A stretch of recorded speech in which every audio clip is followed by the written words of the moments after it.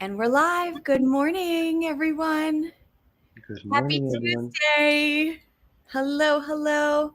So happy to be here, filling in for Laura as she is receiving the warm sunlight, the beautiful energy from the ocean on Mm, vacation with her family. Um, Welcome, everyone. I'm so happy to be here with one of my favorite people in the world, mm, Michael Garber of New Earth Ascending. Some of you met um, Ron yesterday, who is the other half and co-founder of New Earth Ascending. And good morning, Michael. Thank you for getting up so early to be here with us. We really appreciate it. Yeah, my pleasure. It was nice to, get up with the darkness of the sky and welcome in this day to get ready for this. So thanks for having me. Oh, thank you. Well, I wanted to see if you would be willing to just start by sharing a little bit about. Um,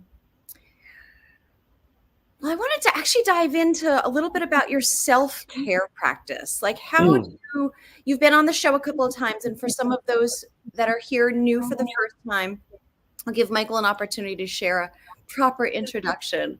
But since I know it's morning and you're like, well, you said the other day, I can do this hour because I'm up, I'm doing my yoga anyway. Tell us about how you care for yourself. Thank you so much. Well, it's been a lifelong study of how to really effectively care for myself. I would say for like a morning like this before I got ready, I have the typical yoga framework in my mind. I start with centering myself and connecting with my breath and going into gentle movement just to open things up. If anyone else is like me, waking up in the morning is like, I don't know how I cram myself into this body. It just feels like so tight and like heavy. Mm. So, and emotionally, like my dream time is quite, um, I journey to many places. So when I wake up, my emotions are also quite stirred up. Mm. So I do very gentle, breath focused movement to get everything stirring again, to get my joints moving, like especially like when I wake up, everything's cracking and popping. So I really go gentle with myself and kind of ease into my body because, like I said, it takes me a bit to get completely in. Mm. So sometimes I do it in silence, which is great. But sometimes I have really lovely, soft, non-rhythmic music. I like to have that ethereal space. I don't want anything too percussive. Mm. And I do that because even the frequency of my brain, as the brain is kind of acclimating to being awake and with the body, I don't want it to get jump started too quickly. So ease into it, no phone, all that good stuff. Mm. Um, and I usually my practice I say the hardest part of the practice is actually sitting down or standing up to do it. Like get rolling out the yoga mat and actually standing on it is the hardest part. Once I'm on, I could be there for a long time. Mm. Um, I can spend about an hour to 2 hours. It depends on what I'm doing. Mm. But there's gentle postures, gentle asanas, into usually a short little breath work practice with a couple different breathing patterns that I do and then sitting to just really focus and envision my day. How's Mm. it going to go? Mm. And then I go out and say hello for the first time to somebody. I try not to speak or engage in the world at all and get really centered in myself and with that greater divine Mm. system. Mm. And have your hang on, there's a sneeze, I think. Nope. Mm. Have your have your practices, how have they evolved or shifted or changed over the last couple of decades? Great question. Um, I would say how they've changed has mostly been an internal shift. Mhm. Where the shift before was coming from a place of I have to do this, I'm behind, trying to kind of beat myself into submission kind of mentality of I also come from a dance background as a contemporary dancer and studied in many, many different styles of dance before. So a lot of it was very physically focused. And as I've gone more and more internal, it's really so much about meeting myself in compassion, self acceptance, Mhm. gratitude for being able to move. Yeah. So it's become less externalized and less about Michael and more about Mm. the loving awareness meeting this person in this body and um, merging more Mm. and more. So Mm. And how did embodiment find you as a an avenue for mhm. delight? Hmm. How did embodiment, how were you always a very embodied child? Did you, how did that click for you? Yeah, great question. So I grew up in in a very physical family Mm, in terms of what us kids did. mm, My other two brothers took the track mostly of sports and I did those as well, but it really wasn't my thing. My aunt and my mom and my grandmother managed a dance studio from the time I was young, and my aunt is still running it. And so my time was spent at the dance studio. So mm, for me, embodiment was always there. yeah. Um, I I gr- I grew up in a pretty dense culture and really a lot of trauma around even in my own family, Mm, different things happening in my life that were pretty huge for a little kid to go through. And so for me, dance was my place to regulate energy and emotions, and to begin to focus my mind. mm, Now, later in my life, I realized that that was also the beginnings of my psychic training because it was such an imaginative, creative, intuitive study that I was doing. mm, Um, that Yeah, it started there and then it progressed throughout my life, mm, into different types of movement. My aunt did such an amazing job of taking me to every type of dance class there was out there from, yeah, different cultural classes. I remember taking like a Bharatanatyam, like Indian class when I was like 12 years old and thinking that was so bizarre and weird. And mm, um, so many, many different types of movement have pretty much always been in my life. mm. And when did you consciously connect? Wow, embodiment is one of the most essential means of attending to the emotional layer Mm, of our being. Um, yeah, as well as essential for our healing. I see healing in or the spiritual journey, the awakening journey, as synonymous with healing. mhm, mhm, mhm, So, embodiment and the emotions and imagination. Can you bring those together for mm, us? totally. Well, I would say where I really felt the beginnings of that concept opening were really in my teenage years. My younger brother, there was a car accident. My younger brother passed away. My whole family was there. I wasn't physically there, but I came home to a very traumatized situation, Yeah. and there was a lot for a number of years. It was just this cloud of heavy, deep sorrow and anger and all this stuff. So for me, I Mm, remember like for the first time, not the first time, but I remember a moment right now of me coming home and beginning to roll down through my body and roll up and like do very slow, mindful movement. At that time, also cannabis was a huge saver for me. It was a way to regulate and to get in touch with this space and to stabilize my emotions. So I would smoke a little bit of cannabis and I would go deep into my body, yeah. deep into spaces inside that and just discover myself. Mhm, So I think mhm, that was the place that I really started to tap into something that I didn't know I was really tapping into something. I was just connecting to joy and spontaneity and playfulness. So mhm, I would say then, but I would say it really started to pick up, and I didn't know that it was really a system, that there was more to it than that, when I did my yoga teacher training Mhm. and really started to dive deep into the studies of yoga and to the systems of self-realization and awakening and healing and all of that. So that's where really I started to get names and words and systems and structures to connect all those parts together. Mhm. Um, that's a little bit of when it started to click for me.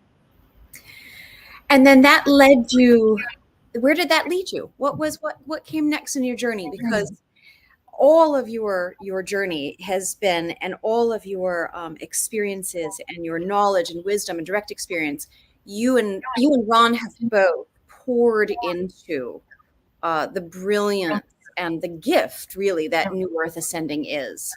So what came next for you?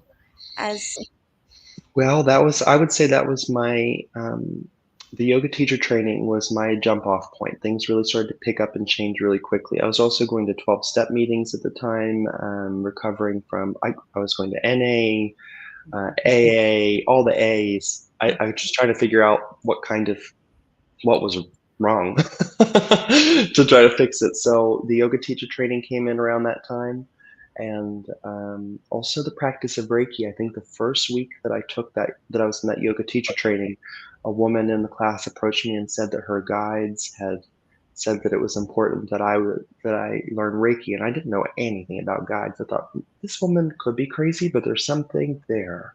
right, yeah. I've got a little because I wasn't I was coming from a Christian background. I didn't really understand that people had in contemporary times had connection with the higher planes. I thought that was something reserved only for biblical people Hmm. and or my grandma. My grandma was super tuned in. Um, but so then things really started to pick up with Reiki. I had a very powerful experience with my Reiki attunement, and I look at things from the levels of there's so many ways that I track this, but Hmm. if I look back over my life, the let's see the system of yoga set up by Patanjali, how the yamas and niyamas, asana, you start going progressively and progressively more subtle and deeper inward through that progression. And I can see how my life was set up that way. First, I was learning to be a good person, wasn't stealing, wasn't, being angry or causing violence. And then the physical practice came in, Reiki and pranayama came in at that time. Then I started to dive deeper into mental belief system things. So through my life, I can see how themes and chapters and teachers came into my life, mentors came in when I was ready to Mm, move from the outer layer and move it into another deeper level and start to work on that and clear that up. Mhm. beautiful. Mm, mm. And so now, here in this time, can you tell us a little bit about how you have two tracks that you and Ron are launching with your Mhm. with the evolution of New Earth Ascending and the IQH modality. Tell us a Yeah. little bit about the evolution. Mm. Um, New Earth Ascending and your whole body of work has really gone through a whole evolution in the looks like in the last 4 months. Yeah. Oh my gosh, it's it has a consciousness of its own. It's like our a child. Um, so, our when Ron and I met each other and like we had such I'll summarize very quickly in a few sentences. When we met each other, we knew that we were going to be together. We knew that was like we had a whole life of things to do together. So when we got married, we barely knew each other. It was more of like a divine coordinate. There's a whole story with that too, of like, you're gonna marry this person. So it started off with this thing called transformotion, which was our dance and embodiment method that we had developed together. It was more of like a theme of different types of workshops and events and ways to explore the body and creativity. And then eventually a few other projects happened, but we knew that we were always, our work was to serve humanity and to serve healing and spirit. And New Earth Ascending is the most contemporary version. package of how, or presentation of how that is. New Earth Ascending is a spiritual nonprofit association. We created it knowing that things were going to be happening on the planet, and we need to create a strong foundational system that would be able to have different benefits of protection, but also um, recognition by government. I don't know how, there's a whole thing behind that, but um, so there's educational components, there's worship components, there's community components. There's like a whole branch, or a whole, it's a tree. There's many branches that will come out of this in the future. But illuminated quantum healing was one of those things. Uh, we started with kind of how many the quantum hypnosis practitioners are, with those longer sessions, um, working with the higher self as the primary source of the healing throughout the sessions. And then it started to evolve because we wanted to create something shorter that was more sustainable for practitioners and for more folks to be able to receive the benefits of what these quantum hypnosis sessions deliver for people. And so now illuminated quantum healing has like 3 different forms. There's that long traditional form, amazing. There's a little bit shorter. These longer forms and what we're calling the focus sessions are those you're still laying down. These are going into theta brainwave states. These are deeply, deeply relaxed states of consciousness. But the newer version is more of an alpha brainwave state session, where people are. It's more of a dynamic meditation. People are active. They're engaged. They're in visionary states and talking. They can touch things. They can hear them. They can, and I feel like that is really helpful because we're awakening those capacities within ourselves, and we're becoming multidimensional all throughout the day, not just when we're laying down for a hypnosis session. So now the recalibration sessions are giving people an opportunity to flex their psychic muscles and to get some agility and finesse with that, and learning to trust themselves, but also giving that deep, deep healing, like those longer reclined sessions from those traditional formats. Does that answer your question? Yeah, it's beautiful. I have a zillion more questions. Great. And the one that's there right now is, if someone has had an experience in a hypnosis session previously that they just felt that they didn't go as deep, would you recommend that they start with a recalibration session seated? Where would you, what direction would you suggest somebody go in? Yeah, I would say, any of the 3 styles from illuminated quantum healing perspective would be good, because our practitioners are trained to understand the composition of the human mind, to understand, um, which I didn't get that in my original training. So they're understanding, like somebody that would go to a yoga teacher training and study how to actually lead somebody into meditative consciousness. That's the same level of care and information that's been given to the IQH practitioners. So we don't, I use the term hypnosis. It's really a new, I don't love it. It's a new term.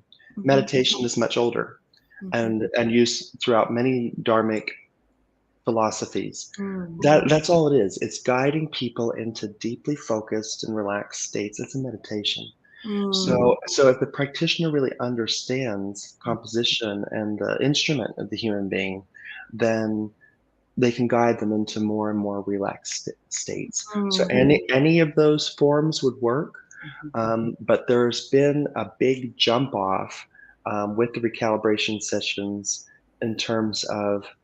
I just recently studied the Silva method system, which brilliant, brilliant system. I went through all the courses and practiced it in myself, and I was like, okay, I like this, I like that, like, because the deep enough thing is a big experience that's happening with many different clients and practitioners. I have many clients coming up and say, my clients just, or many practitioners from different forms, even ours, saying, how do I get them deep? How do I get them into that state? Or people saying this, I just don't feel like I was deep enough.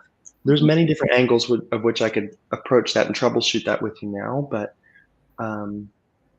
to answer your specific question, recalibration could be a great way to get started. Got it.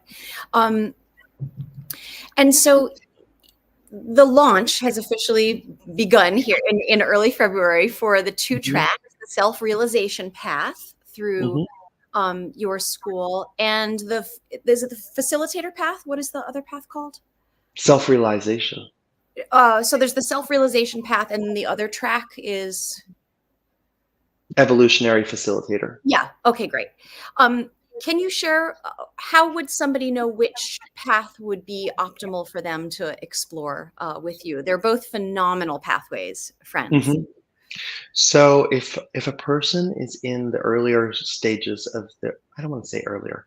There's like let's say if awakening is broken up into 3 stages of purging, Mm, activation, and embodiment. mhm, If you're in the purging phase is that initial phase, you're starting to become aware of the higher planes, the higher reality. You're starting to know that there's even a path to walk. But at that phase, you're also healing the physical body, healing the emotional body in a deep way, clearing out family belief systems. It's that mm, starting to question who am I, what's my role and purpose in this life. That's the that initial mm, purging phase. All the old stuff's coming out. mhm, Second phase is activation, where where the psychic sensitivities, the subtle sensitivities are beginning to come online. Mission and purpose is getting in there much clearer, and it's become stabilized a little bit more in your life. I would say those two phases are excellent for the self-realization pathway. At the latter stages in that second phase, you might be starting to facilitate sessions for somebody because you've recovered and reclaimed more. So at that middle phase, it could go either way. You mhm, could take the first one just to tidy up and clean up and stabilize more, the self-realization pathway, mm, or or you could go into the evolutionary facilitator pathway, which is going to give you more skills, more information, but also includes all of the information of the self-realization pathway. That evolutionary facilitator path has pretty much everything that I think is important, everything that I studied and Ron studied. It's like put into that, mm, like everything that we use to heal ourselves mhm, is in that one mm. because we want facilitators to have all of that information and then intuitively use um, what they feel what's aligned person that they're working with at that particular time. So it just depends. It really depends on the person. And if somebody isn't sure, they can always speak with Ron and I. They can set up interview, like a consult, and we can discuss which way do you want to go. Mm. Um, yeah. Beautiful, beautiful. I think your link is up at the top in the comments, and we'll make sure by the end of this that I share. You also have some really generous discounts and coupon codes for anyone here in the Hmm. that's watching this on this podcast if they'd like to explore either of these programs. You're very generous with the tuition offering with the cost of the programs. I know you and Ron are incredibly um, caring about helping people to make the payments work for their lives and their budget. So um, I can't recommend highly enough, friends. If any of this work appeals to you, to go explore on their website and just let the resonance communicate with you. It's Mm. beautiful work, and Ron and Michael have put together curriculum in both tracks that are so thorough and um, just brilliant and authentic. They really, really have spent decades walking this path themselves, really to what I really respect. One of the many things I respect about you and Ron is the degree to which you care about helping healed healers be out of Hmm. bonds. And it's incredibly powerful work. Thank you so much. I think, like in particular with this evolutionary facilitator pathway, we're aware that everyone's coming in at different places with different things coming up and different, and none of us on this planet are free of that right now. We're all working through it. Um, And so we're aware of that and we're really compassionate about it. So we know that each facilitator is coming in with some things that they're going to work on. It's actually really important for us. to when we meet a facilitator that they're honest about that. For somebody that's applying for the program, that they're like, yeah, I've got stuff. Yeah. This some of it I'm aware of, some of it I don't. I want to work through it, and then we'll use it. These are year-long tracks that we're doing that are super flexible. Nothing too like if you don't come to school, the principal's not going to get be upset with you. Um, but we have that year container to have there's like 2 monthly meetups that happen, 2 group coaching meetups, which we'll be using some as like it'll be kind of like a dharma talk a little bit. There'll be a little bit of information, the teaching in the beginning, Q&A that happens, but then within that the recalibration method is very, very quick. As soon as something starts to come up, we can start to go into it. So Mhm. as soon as, even conversationally, you don't even have to go into a deep hypnotic trance, like I was saying before. As soon as the emotion comes up, we can go right into memory, right into work. And so in those group coaching settings, it's it's like doing magic. I think once we understand consciousness, it's how those yogis and all those great healers that you hear of were able to perform miracles, is because they understood the composition. And Mm, so if we can just guide awareness, a lot of things can happen really quickly to recalibrate and heal. So that stuff will be woven into the meetings. mm, But each of the evolution, each facilitator, once they're into the program, will also get a recalibration session with mm. either Ron or myself. So we'll help. We'll help. We're always here to help. I mean, we give so much. Um, When did you become very clear that the purpose of your soul's incarnation is as a helper and healer of the planet? When did, mm. when did you really connect with that as this is my soul's purpose for incarnating? I think I was maybe 8 years old, Yeah. 7 or 8 years old. My grandmother told me I grew up as a Methodist Christian, Mm, and loved worship. I loved singing. I loved hearing stories of angels and mm, miraculous healing. Like it was like going to church with my grandmother is also quite magical. But just being there and hearing these things, I was so inspired by this storyline. And my grandmother told me, "Where? What did she say? If I remember being with her, and she just told me something like, "We're here to help bring humanity to God, to mm, remind them of what they are. mm, That's your job here on the planet." And I really felt that, and I really took it to heart for sure. And it felt so empowering and so important mm, and so real. mm, Because I was just so, even, as a child, um, feeling so excited by my relationship. I was praying at that time. I had Christ is still my go to, but um, the relationship was so alive and real within my heart, and I wanted everyone to experience that. And I knew not everybody had it, and so I knew at that point that I wanted people to feel what was in my heart mm. to that relationship. So I was quite young. So you knew it as a feeling, right? I think that's sometimes where we that's part of the journey is to move from God as concept, and you can pick the language you like, friends. It doesn't for Totally. some people the word God is a little bit like scratchy. So there are it's moving from the concept into again the embodied felt sensations of that delight um, is it's as good as it gets. Yeah, yeah. I had, even I'm thinking of even in the times that I was super in my drug using phases, I would be at, I mean, I guess somebody would probably call this a crack house or something, but I think like places where people were doing lots of drugs. And I would be telling them about God. I would be telling them about prayer. And so, even in those, many people, I don't know if anyone necessarily listening to this, but star seeds, the workers were sent into the darkest places.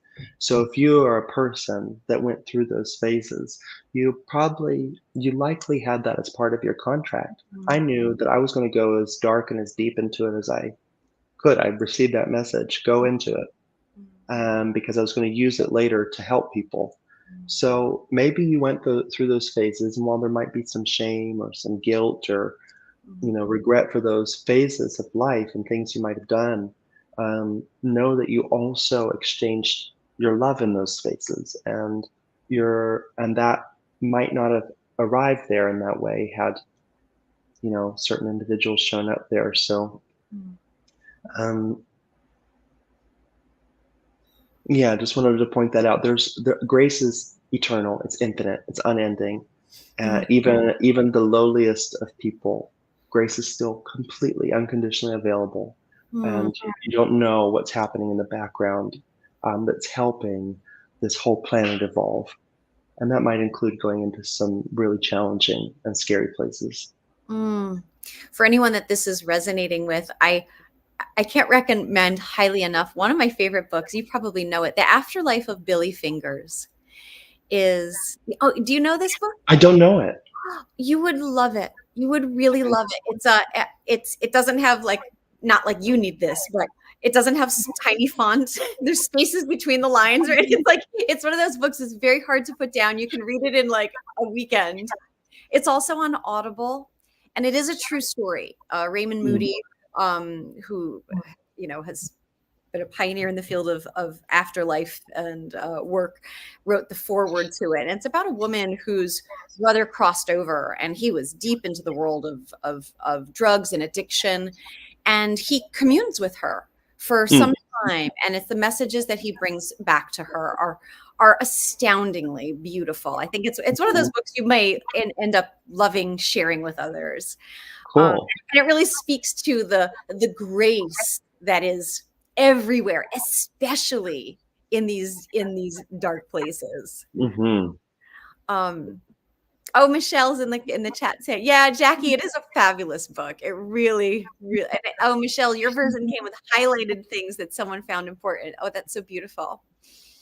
Um, Michael, what was it for you? Was it a conscious choice or was it gradual to wish to live? And when I say sober, for me, sobriety means I wish to experience life and have the capacity to be with what is without needing to change the way I feel, right? That's for Mm, me a lens through which I define sobriety. It's not always the absence of something, but it's our capacity, that longing to have the capacity and the ability to be with the fullness of our life without needing to move out of pain or discomfort.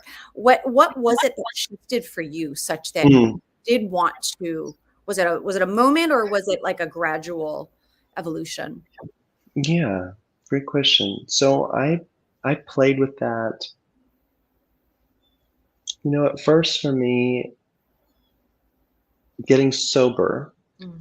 was focused on the 12-step programs, and that was complete abstinence from all things, at least today and maybe for the rest of my life. They do the one day at a time kind of Mhm, focus. mhm, Um,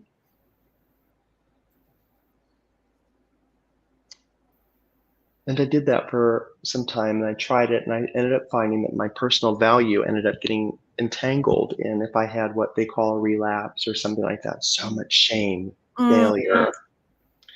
And mhm, so then it became, but at the same time, like I said, the yoga teacher training was coming in, and I was mhm, seeing different information mhm, than what was coming through in those 12-step programs, which I am so grateful for. mhm, So now, sober for me, it's not about abstaining from having a drink or going to a plant medicine ceremony or using cannabis or something like that. mhm, It was more about the intention that was alive within me on why things were going. Was I trying to numb? Was I trying to escape? Was I trying to fit in? Um, I don't. While some people feel that they need to have a completely sober, completely straight edge lifestyle, I actually felt that it was more important that I had a middle path kind of life, that I mhm, was able to weave in and out depending on the situation. Um, and that felt more important, and to have self love, self acceptance, and clarity while walking the middle path. mhm, I feel also it's important for me to be relatable and to be able to go into certain spaces that mhm. um, yeah, that if I went into that completely straight edge lifestyle, maybe I wouldn't be able to be in those spaces as easily. Mhm. So At this phase, I would say it's to become healthier and healthier and to become clearer and clearer, while also being human and Mm, letting that be okay. I mm, think there's a lot of, especially in the New Age teachings and spiritual teachings, there's a lot of focus on the pure life, and there's a lot of guilt and shame that comes up from people because they're not in that phase. I, for mm, myself, went through a number of years of using certain things to self-regulate and to work through a lot of different things. So mhm, maybe if you're hearing this and you're in a place where you're either struggling with substance abuse, or if you're feeling like back, you're lagging on your path or something like that because of your lifestyle, maybe spend some time yoga. What was his name? Swami Satchidananda from the Yogaville there in Virginia. Somebody asked if I need to quit smoking to whatever to realize whatever to realize the divine, and he said, well, instead of focusing on quitting smoking, why don't you pour your full consciousness into that cigarette? Smoke it with pure awareness. mm, The cigarette, the cessation of smoking will take care of itself. Pour your focus into it. Be very mindful of what it is. So I think at that point, that's what's more important for me is am I checking out? How aware am I? How much self-compassion and self-care? Um, Maybe I see some people that are speaking a little bit to this. I know it's a big subject in the spiritual community because it's like you have to be vegan or you have to be like those things. Each person is different. mm, Uh, mm, hmm. Says this person says they go clean from heroin, other hard drugs. Now I just smoke weed and mushrooms. I microdose regularly after taking a big dose. Mushrooms being a part of my spiritual journey. I'm here in Oregon, that's a huge industry here, and the psychedelic therapeutics is really booming out here. And I know for myself, psychedelics completely realigned me on my path, mhm, and I've had some of the most profound um,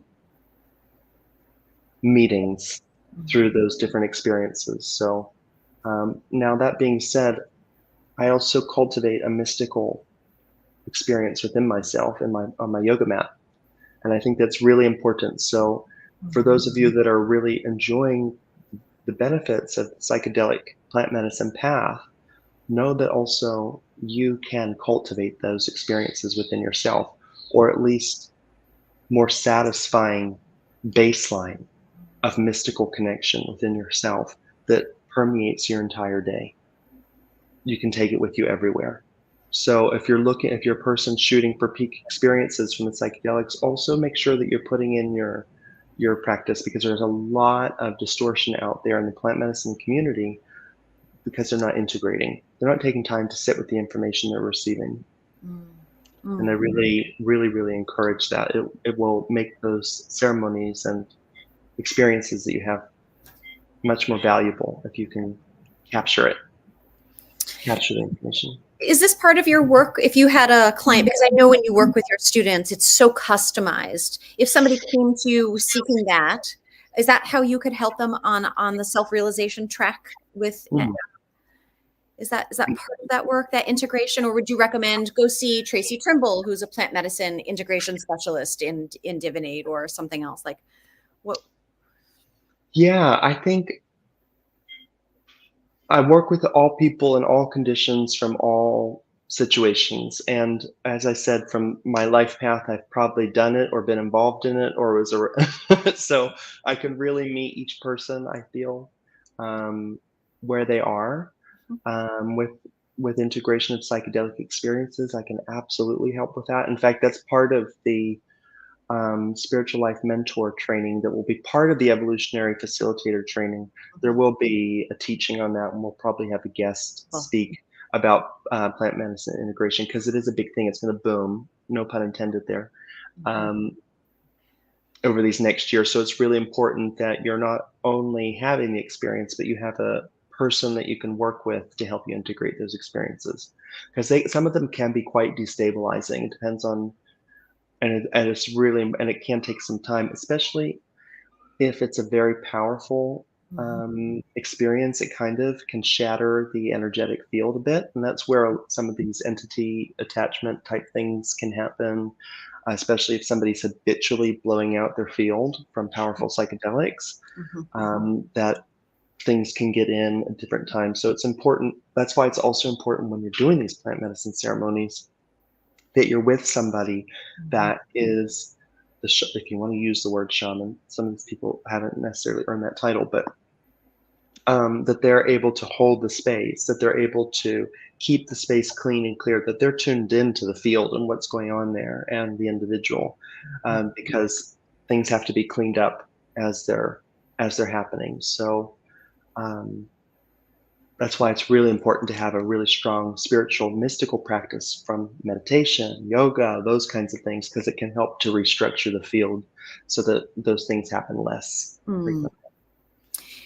Jackie's saying that she used to use drugs to escape, still Mhm. smoking cannabis, and I know I need to kick it since it no longer serves me. Well, I would say add things in first before taking things out. And that might look like more self soothing from other things that your inner child loves to do.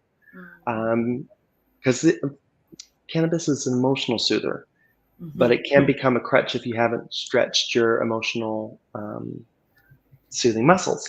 Mhm. So, painting, going out for walks, um, doing things that are going to be naturally soothing, Mhm. that will help. Also, working with the shame and the guilt of being somebody that is still using more than they'd like to. Work with that aspect of yourself. Um, What does that to what does that mean, Michael, when you say work with that aspect? Let's say someone's at home and they don't want to smoke and they're feeling shame, right? There we are in someone's home. They're just them themselves. Like, how does someone in real time work with that shame? What could that look I bring my hand to my low stomach and one to my heart, and I just take a moment to really feel and acknowledge that part that um, is sad, is lonely, is feeling unworthy, is feeling scared, whatever the emotions might be, but to for at least a few moments to practice complete self-acceptance. Um, we can ask for mercy, we can ask for grace and redemption, but it is ourselves that actually give it. It's like all of that grace and redemption, once it's there, it's available, but we have to say, I accept that. I'm taking that in right now. I'm going to feel that. Mm. And I think, That's such the key. I'm going to feel this mhm, because when we start with the idea of right, I'm feeling shame. We're aware that we're feeling shame. Those emotions create physical sensations in the body, which is then going to very likely leak out of your eyes, right? So it's literally a matter of staying with the sensations of this process. And that's why mhm. it's uncomfortable and it's easy to pick up your phone and scroll. It's easy to vape. It's easy to distract from those uncomfortable sensations. Emotions create uncomfortable sensations in the body, and we're not really taught how to just stay with that seemingly discomfort. Breath, breathing into it, Yeah. and allowing the inhalation to really surround it, penetrate, go deep within it. See, a lot of these impressions that cause regret, shame, they're old memories from earlier times in this life, maybe past lives, where that momentum wasn't exhausted, that emotional turbulence wasn't completely transformed. And so it's in the background, it comes up from all these different things. So in those moments that it comes up, instead of shoving it down with something, I mean, so many people, we all numb out. Every person here probably scrolls. Every person probably does something that causes them to check out in some way. It's okay. what we need to do is find those moments that we can bring more awareness into those spaces. And that's why the importance of having a daily spiritual practice. Mm, And that doesn't mean looking at YouTube constantly and looking for cool new things that are talking about solar flares.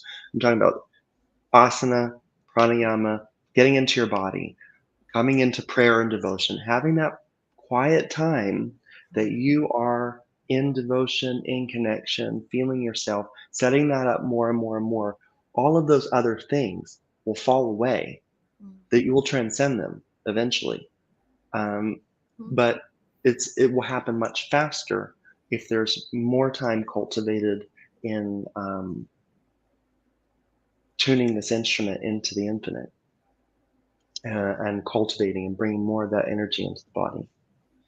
And we can work with the outer world to help bring us to bridge us into that space. Like if someone is listening and has the experience of, well, I don't know what I'm being devoted to or anything like that. What do you already love? Is there music that brings you into a tender space internally? Sitting outside in nature, breathing in the air, right? You can start by using things that already bring you into an uplifting energy, and then let it translate into, I'm here with myself and I can now cultivate that. I can tap into that internally without the external necessarily. So you can work with bridges to bring you there.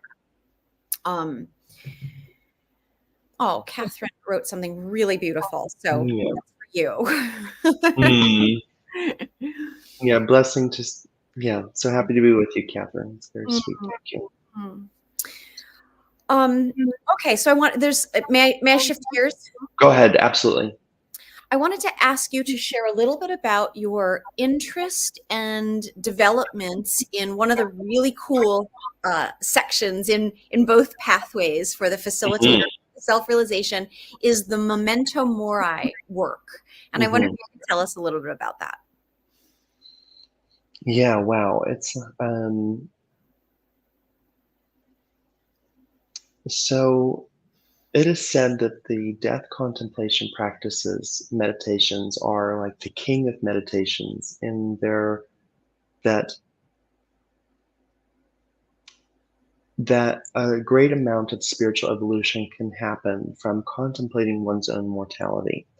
And this can sound morbid to some people, but the practice isn't about morbidity. It's actually about revitalization and um, awareness and devotion and determination on the spiritual path. Because none of us know how long we're going to be in this body, and to have this opportunity of this precious life to grow in consciousness and to leave a better world for the next generations.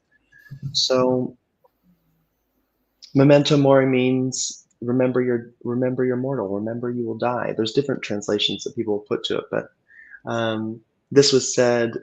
Something similar was said to kings after they would come back from a great victory of war, where their ego was puffed up and they felt invincible like gods.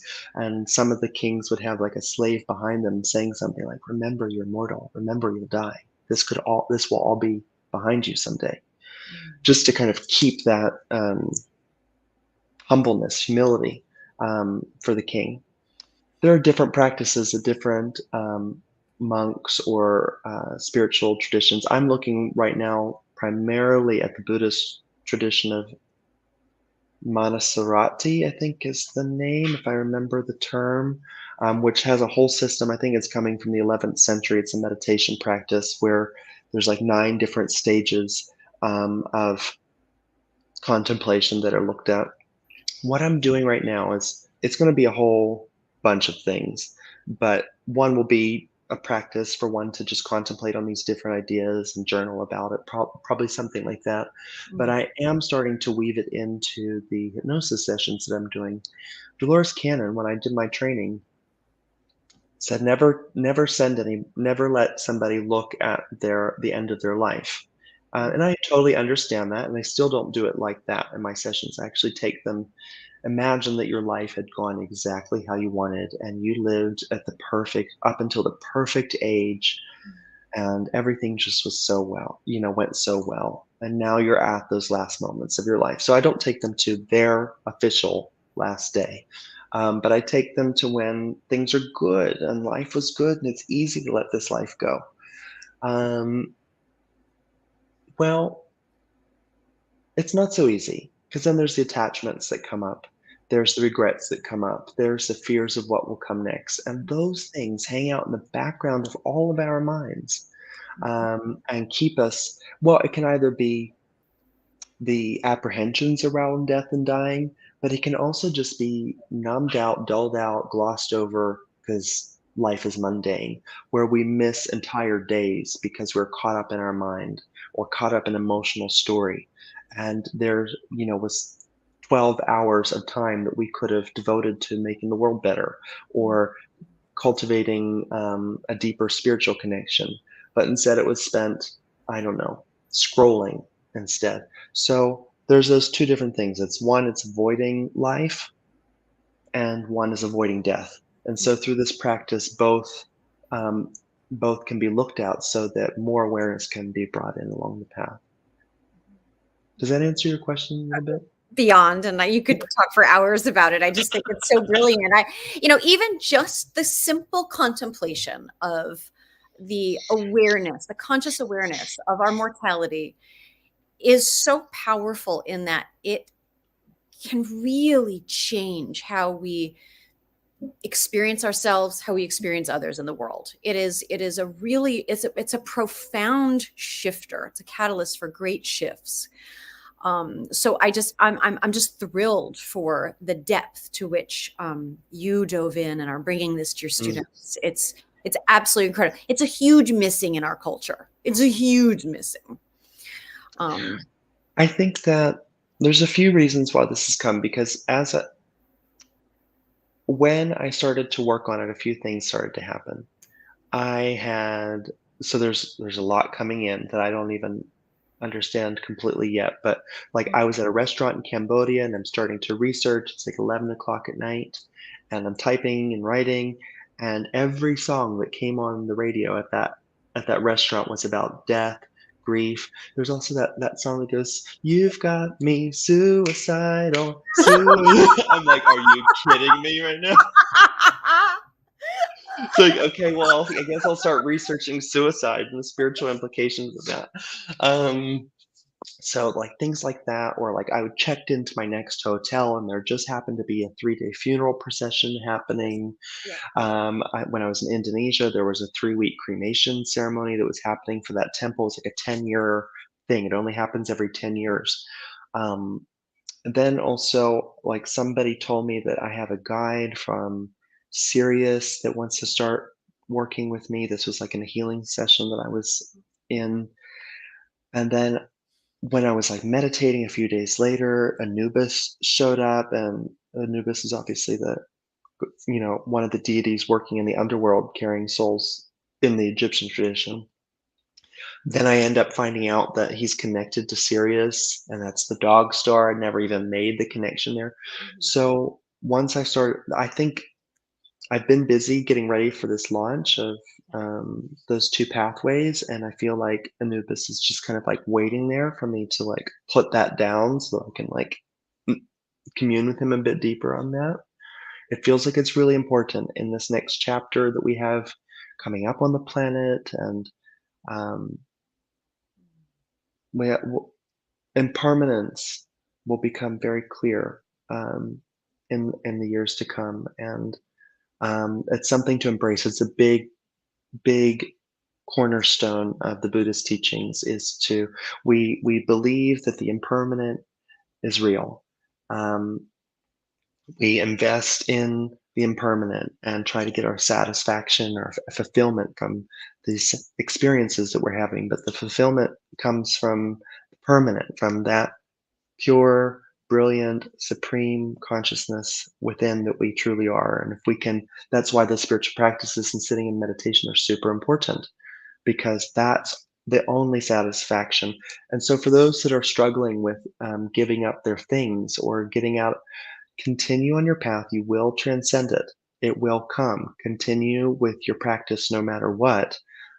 You will transcend it until, as all those teachers that have demonstrated before, until there is complete absorption into the infinite, complete transcendence into non-dual consciousness. Keep going. Don't give up. Get back on your saddle, get back on the wagon, whatever you want to call it, when, if that feels what's right in line for you, but just continue training the mind into that single pointed focus, and the path will open up before you, and the light will come through and all that beautiful stuff. And this is what's so brilliant about your self-realization pathway for students is that there may be people that say, I want to have a practice and I don't really know where to begin. And yet I want that. I'll have what he's having.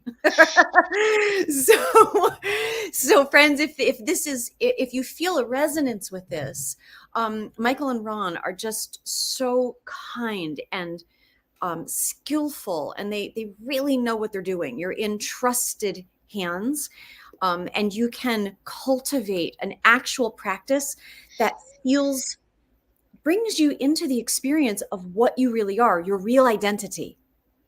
Your real identity. When you feel, it's all feel. When you feel yourself and you open to your true identity, then you can play the character that you are oriented to yourself as lightness of being. Hmm.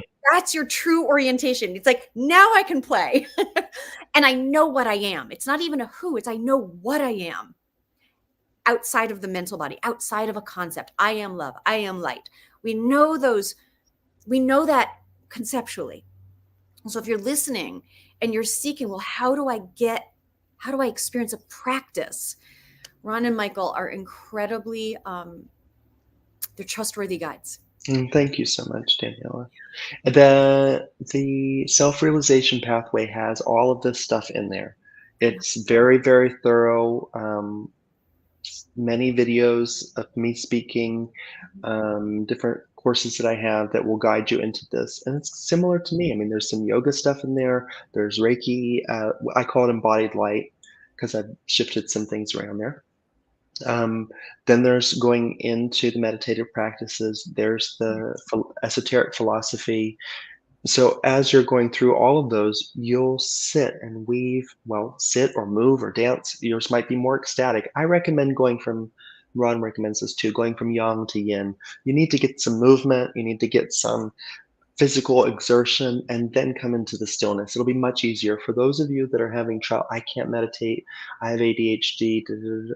Well, those are actually gifts, and you can adapt your practice to help use those gifts to help you focus more. So for somebody that might be ADHD or having trouble focusing, you need more yang practice first. You need movement, dance, a hike, something to get that energy moving and to get some of it exhausted. And then you can train the mind to focus while you're in those physical activities. Maybe it's a yoga class, qigong, like Daniela and Christopher are offering. Getting something where you can be in movement and dynamic while also focusing the mind. And then when you go into your seated practice where you're trying to do more absolute stillness, the mind is much more warmed up to the practice of focus. That's all in that self-realization pathway. So you can check that out. Friends, I'll share all the links to all the things plus the discount codes at the end of this live stream, because it's, unless you're able to do it, Michael, it's a little tricky for me to do all the techie at the same time. Yes, same, me too. I'll do it. I'll put at least new and descending. Yeah, Ron is that guy. I have the discount code in my email, so I will get all of that for you, friends. This is such a golden opportunity. It really is. So, Michael, in closing, what message do you have for anyone? If here's a moment, right? That you're just like, okay, you've got one message to share with the world right now. What's positive? Well, the thing I was thinking just before you said that was find your system, find your practice, maybe even practices, but stick with those ones for some time. Stick with them. Get to know them. if there's a certain system or philosophy that you're really into, that you come alive in when you're studying it or when you're doing this particular practice, do it for a period of time.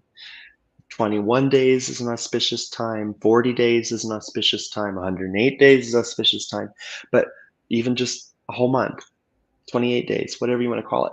But stick to it, make the goal, stick with it. If you need an accountability partner, some people need to do some things with somebody else. Get a Mhm. mentor.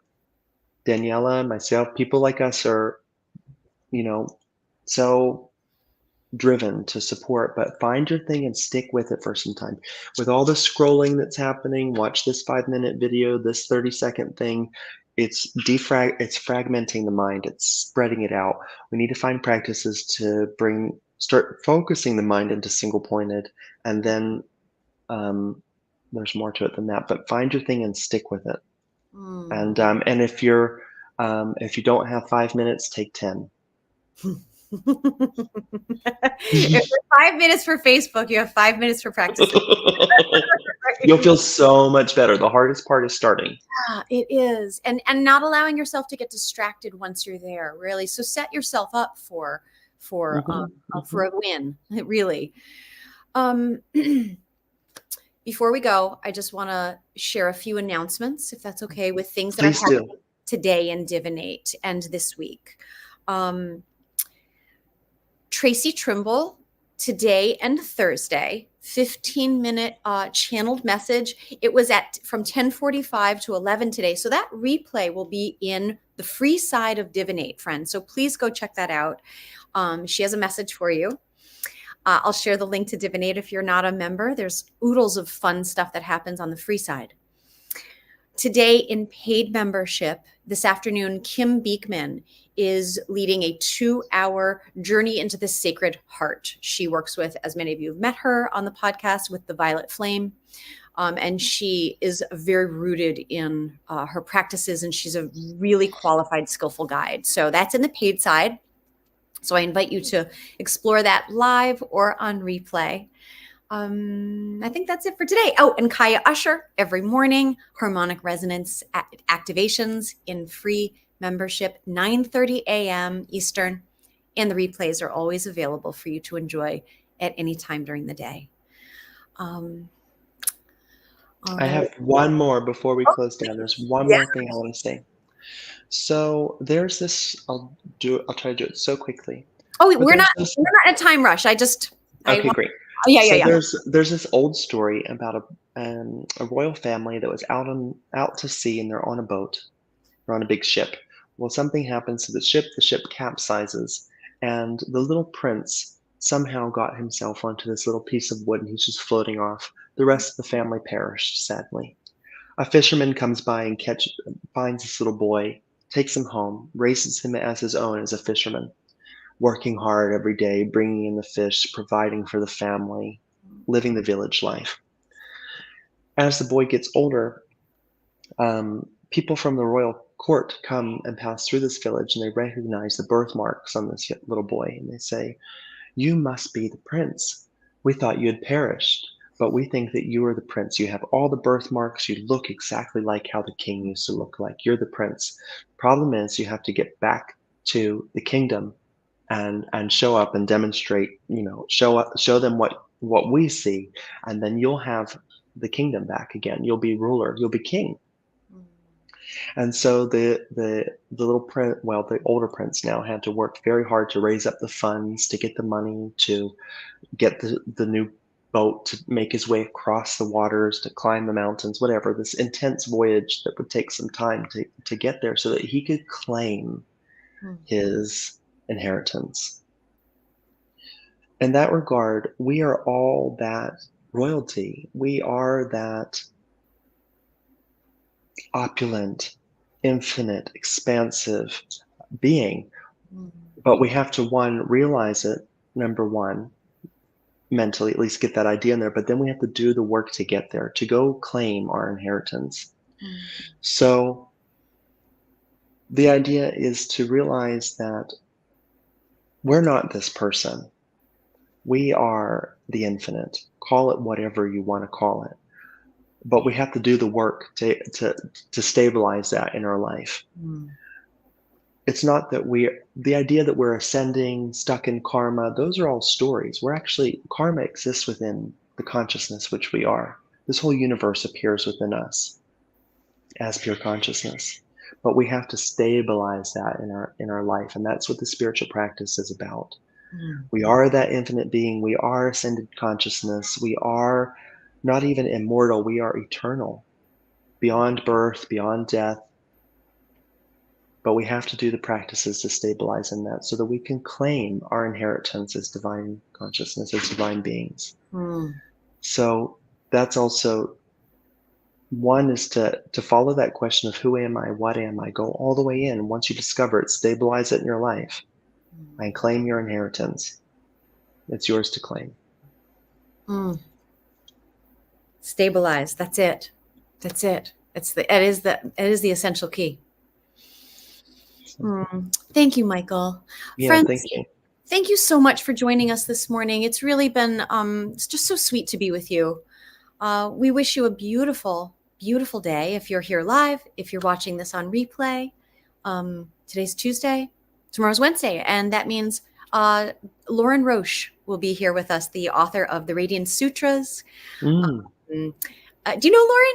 Do you I know don't know, but I know that those words. Oh, the Radiant Sutras are just fantastic. He's been a teacher of meditation for 50 years. He and Camille wrote Radiant Sutras. Wow. Yeah, they're just so delightful, and they really love helping people to find their love of meditation. So it moves out of the realm of should, and it's like me against the, it's like I see you cushion, to really help people to find their entrance into enjoyment of meditation, so that Mm-hmm. you can move into, now I know stabilizing would be a concentration meditation. I know stabilizing would be intuitive movement, and music. So he'll be on tomorrow at 10 a.m. And I have to get you guys together. You just absolutely love them to bits. Great. They sound lovely. Oh, have a wonderful day, friends. We'll see you tomorrow. And I'll put all the links for Michael and Ron and their programs as soon as I end the stream. I'll get that information for you, friends. Oh, and Michael's book. Michael, do you have it like next to you? I probably do. Give me 1 second. Friends, Oh. Michael's book is so incredible. Both Ron and Michael had just incredible, it's like if the house was burning, I'd grab the dogs and those books. Other thing with meditation position, just be careful when you walk. You should see me like hobbling over to get books. Easy does it. Yeah. This is the Illumination Codex, which is quite big. Some people say it's intimidating, and I got that comment from people because it's a library. It's full of information. I broke it into 7 volumes, which you can get. Also, those separated volumes. If you go to New Earth Ascending, it's all listed there. So this is the Illumination Codex. It has 58 transcripts, like my best and brightest sessions, including scenes from Atlantis. The building of the pyramids is also there. Egyptian time stuff. Avalon, a lot of Jesus stuff, New Earth, a lot of scenes from New Earth, a lot of information about the shift in there, plus a lot of esoteric information. Then there's, of course, there's Ron's book, The Songs of Remembering, which is about one client's journey. Incredible book. There's also, if you're into sacred geometry, there's some great writings in there about that. So thank you so much. I'll share those Yeah. links in the comments as well, friends, to both of Yeah. their books. Okay. All right. Again, have a wonderful day. Yeah. Love you all. And I'll see you tomorrow. Okay. Bye-bye. Yeah. Bless you. Yeah.